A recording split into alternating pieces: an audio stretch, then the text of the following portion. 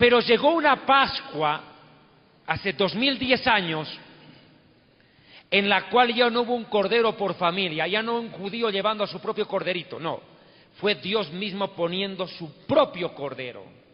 Ya no nosotros llevando nuestro cordero al templo, sino el Señor colocando su propio cordero, porque Dios le había prometido a Abraham, el Señor se proveerá cordero, y lo hizo muchos siglos después, cuando en ese lugar de Jerusalén, Dios se proveyó de un cordero perfecto, sin mancha, un cordero divino, el Mesías que derramó su sangre a favor de toda la humanidad. ¿Cuántos alaban el nombre de Dios eterno?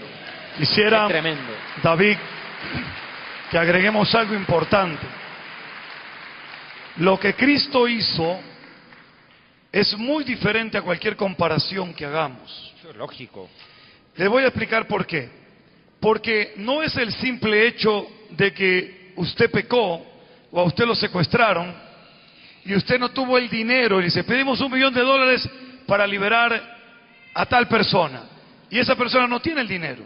Viene una persona caritativa y dice, yo doy el dinero y lo libero. Sí, eso está bien, pero no lo libera del pecado. Lo que Cristo hizo, no hay manera de cuantificarlo. Para poder ser libre, rescatado, redimido del pecado, Él lo pagó con su propia vida, con su propia sangre. Esto tenemos que observar. No hay nadie en el universo, nadie que pueda redimirnos del pecado, ya que el único que lo puede hacer se llama Jesucristo. Solo en Él hay redención y por ende solo en Él hay salvación. No crea otra historia. Por cuanto el pecado entró en el mundo por un hombre, Romanos 5:12, también entró la muerte. Y por cuanto por un hombre todos pecaron y todos mueren, por un mismo hombre llamado también Cristo, todos somos perdonados y todos viviremos eternamente por Él. Gloria a Dios por eso. Eso es excelente. Y aquí vamos a algo. Mire, antes del pecado de Adán y de Eva, el ser humano era perfecto, puro. El pecado es como una mancha, hecha con tinta indeleble, o sea, es decir, que no se puede borrar, pero es una mancha en el alma. Y cuanto más años vive un ser humano, más grande es esa la mancha, porque cuanto más vive, más peca. Ese es el problema. Y no hay detergente humano que pueda lavar el alma humana. Y mire Jeremías 2:22, Arturo, por favor. Aunque te laves con lejía y amontones jabón sobre ti, la mancha de tu pecado permanecerá aún delante de mí, dijo Jehová el Señor. Una mujer engaña al marido, se va con el amante al motel, llega a su casa como si nada, se mete a la ducha y cree que con bañarse y echarse perfume arregló todo. Nada, Señor, dice el Señor, así se bañe con cloro. Isaías 64:6 también nos dice algo increíble referente a nuestra propia justicia. Y esto es terrible, David, esto que dice trapo de inmundicia. O sea, ¿y cuál es el trapo de inmundicia? Léelo, por favor, eso es tremendo. El trapo, mis amados hermanos, de una mujer en menstruación. Exacto. Isaías 64:6.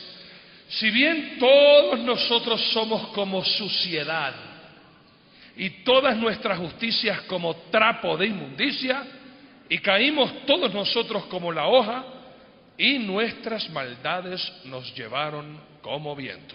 Qué tremendo. Ahora, escuche. Ay, nuestra justicia como un trapo de inmundicia. No podemos justificarnos nosotros, pero vaya a Romanos capítulo 5, versículo 9, y dice, pues mucho más, estando ya justificados en su sangre. Ahí sí podemos ser justificados. ¿Qué es justificar? Declarar libre de culpa. Mire, perdóneme que a veces es inevitable que acaricie yo a los falsos profetas. No me puedo olvidar de estos herejes. Y esta no va a ser la ocasión para pasar por alto las mentiras de muchos predicadores de la famosa teología de la prosperidad. No hay otra cosa que declare absuelto al ser humano que la sangre del Hijo de Dios. Eso no se compra. Lo que la sangre del Mesías proveyó al ser humano no solamente fue la salvación, fue el perdón. Por eso les dije, la verdadera prosperidad no es que Dios te dé carro, auto, casa, edificio, no, ni que te llene el dinero de billete, no, el bolsillo de billete. La verdadera prosperidad es ser declarado libre de culpa ante el juez del universo que tiene el poder de condenarte.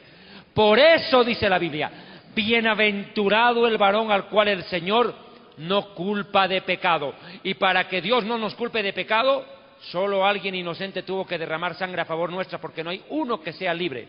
Por eso Hermoso. la Biblia también dice, en Lucas capítulo 16, versículo 15, Lucas 16, 15, entonces les dijo, vosotros sois los que os justificáis a vosotros mismos delante de los hombres, mas Dios conoce vuestros corazones, porque lo que los hombres tienen por sublime, delante de Dios es abominación. Qué tremendo, tremenda palabra. Yo quiero hacer una breve explicación, aunque el ejemplo que voy a dar apenas es una comparación para ilustrar, porque lo que Cristo hizo es superior, ya que solo Él lo pudo hacer porque Él es santo. Si moría otra persona en la cruz y no Cristo, no hubiéramos sido redimidos. Pero para que usted entienda un poquito mejor lo que es redención, yo le voy a explicar. La sentencia de muerte estaba dada, ¿es correcto? Sí. Bueno, si el pastor Arturo Norero, mañana conduciendo su carro, es citado por la autoridad policial porque se pasó una luz roja, y le dicen, pastor, con todo lo chévere y con la barbita que usted tiene tan agradable, igual le voy a poner un ticket de $100. Eso no se lo salva ni las suegras, como dice David. Bueno, tiene que pagarlo porque tiene que pagarlo. Y más, es más, ahora usted tiene que ir conmigo a la comisaría a pagar ahí los $100. Entonces el pastor va, lo acompaña y resulta que el señor comisario ha sido un gran amigo del pastor. Y le dice, pastor, usted aquí, que no, que me pasé una luz roja, tengo que pagar $100. Oiga, pastor, usted ha sido de gran bendición para mi vida, yo he escuchado sus mensajes, gracias a Dios he salido de las falsas doctrinas, estoy en una iglesia de la sana doctrina, así que ¿sabe qué? ¿Qué va a hacer? No le puedo quitar lo que ya ha sido sentenciado, no le puedo quitar la multa, imposible. Y entonces, ¿qué va a hacer? Permítame pagarla yo. ¿Cuántos alaban a Dios? ¿Usted comprende ¡Qué eso? tremendo! ¡Aleluya! Él pagó la deuda. Él pagó. No te quitó la sentencia, cayó en Él. ¡Qué precioso Dios! Algo hermoso que tú acabas de decir, también, hermanos míos, para que usted lo entienda. Ciertamente, usted y yo, por nuestras transgresiones, ¿se imagina la cuenta de deuda que tenemos contra Dios? Imagínese usted, por todos los pecados, desde que usted tiene uso de razón hasta el día de hoy, ¿cuánto es la cuenta que nosotros le adeudamos a Dios?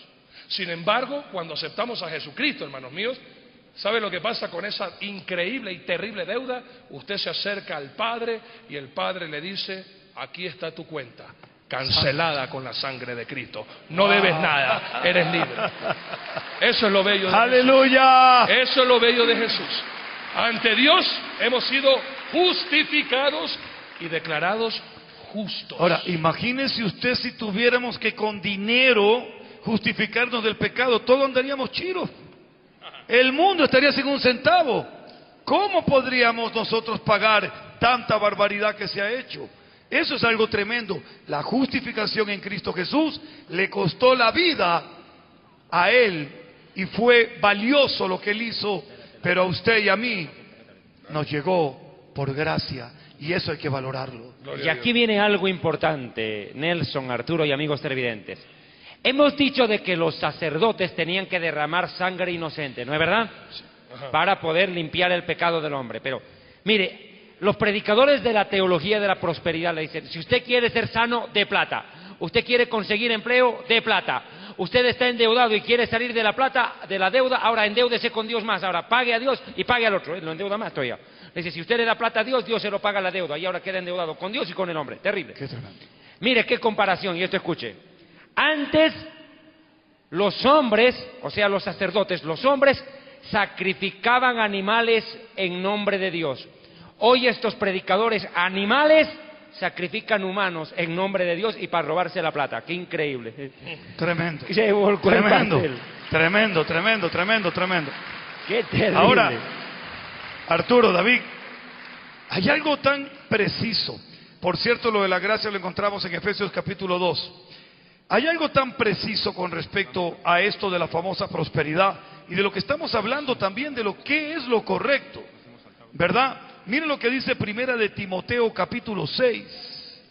Si alguno enseña otra cosa, que no sea la sana doctrina lo que estamos enseñando, y no se conforma a las sanas palabras de nuestro Señor Jesucristo y a la doctrina que es conforme a la piedad, está envanecido y nada sabe, y delira acerca de cuestiones y contiendas de palabra, de las cuales nacen envidias, pleitos, blasfemias, malas sospechas, disputas necias de hombres corruptos de entendimiento y privados de la verdad, que toman la piedad, escuche usted, como fuente de ganancia. Apártate de los tales. Ya no siga ahí. Y concluyo, porque nada hemos traído a este mundo y sin duda nada podremos sacar. Yo pregunto, todos los millones de dólares que no justifican, que no se ven los templos, que no se ven las construcciones, que no se ve la obra social, ¿cómo lo transfieren al cielo? Que me enseñen cuál es el organismo aquí en la tierra que hace transferencias al Señor. Dice la palabra de Dios, nada hemos traído a este mundo y sin duda nada podremos sacar. ¿Y cómo ellos sacan y envían al cielo en el nombre de Dios? Eso es mentira y falsedad. Finalmente, porque los que quieren enriquecerse, los que quieren esta doctrina de la prosperidad, caen en tentación y lazo y en muchas codicias necias y dañosas que hunden a los hombres en destrucción y perdición, porque raíz de todos los males es el amor al dinero, el cual codiciando algunos se extraviaron de la fe y fueron traspasados de muchos dolores. Esta es la verdadera palabra de Dios. Amén que sí. Y mis amados hermanos, volviendo al tema de los sacerdotes, vale la pena recalcar esta verdad y de pronto David nos puedas enseñar un poco más sobre esto. La palabra del Señor, nuestro Dios, en el libro de Malaquías, capítulo 2, versículo 7, Malaquías 2, 7, nos enseña así: porque los labios del sacerdote han de guardar la sabiduría, y de su boca el pueblo buscará la ley, porque mensajero es de Jehová de los ejércitos. En otras palabras, los sacerdotes estaban llamados, David, a recibir la sabiduría de parte de Dios e impartirla al pueblo. Por ende, David, dos versículos más para que tú puedas explicarnos de verdad cuál era la función del sacerdote en sí y las jerarquías de los sacerdotes, para ahora sí adentrarnos a esta enseñanza. Y escuchen bien estos dos versículos. Éxodo, capítulo 19, versículos 5 y 6. Éxodo 19, 5 y 6 dice: ahora pues, si diereis oído a mi voz y guardareis mi pacto, vosotros seréis mi especial tesoro sobre todos los pueblos, porque mía es toda la tierra, y vosotros me seréis un reino de sacerdotes y gente santa. Estas son las palabras que dirás a los hijos de Israel.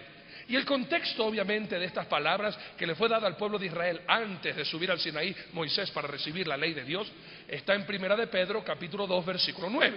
Las mismas palabras, pero ahora dicho por el apóstol para los cristianos. Miren qué tremenda promesa, David, para que nosotros podamos entender este versículo. De pronto nosotros hemos leído este versículo y nos lo sabemos hasta la saciedad, pero no entendemos la magnitud de su entendimiento y de ese misterio y enigma. Escuche esto. Primera de Pedro 2:9. Mas vosotros sois linaje escogido, real sacerdocio, nación santa, pueblo adquirido por Dios, para que anunciéis las virtudes de aquel que os llamó de las tinieblas a su luz admirable. David también, ahora para que podamos entender un poco